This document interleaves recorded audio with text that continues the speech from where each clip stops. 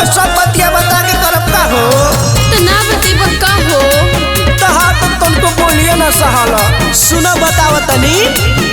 गोरिया चारा से मुहावा के ढापी के काहे बोलिया तो बोला तरू डांटी के गोरिया चारा से मुहावा के ढापी के काहे बोलिया तो बोला तरू डांटी के गोरिया चारा से मुहावा के ढापी के काहे बोलिया तू बोला तरू डांटी के कौन गलती हम कइले बानी भोरवा में सुनो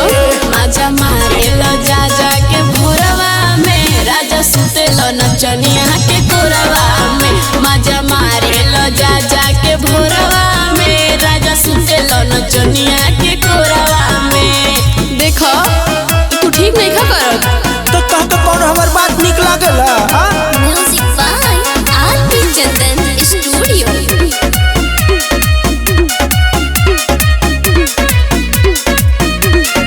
हमारा पे झूठो के तू होत बारू गरम मनवा में भइल बाटे तोहरा हो भरम भरम ना हो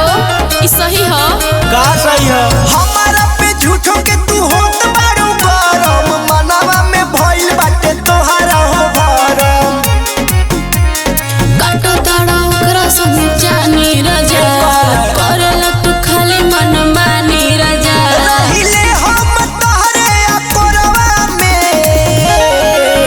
मजा मारे लो जा जा के भोरवा में राजा सुते लो नचनिया के कोरवा में मजा मारे लो जा जा के भोरवा में राजा सुते लो नचनिया के कोरवा में। और तू हमार धन हो ऐसे बोलबो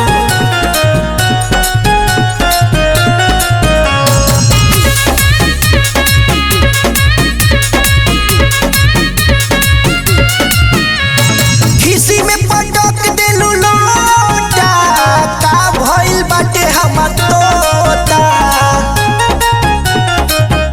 सुनो खिसी में पटक देलू लोटा का भइल बाटे हमर तोता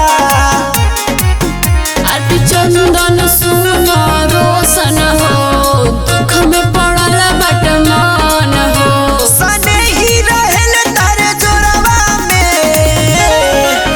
मजा मारे लो जा जा के भोरवा में राजा सुते लो नचनिया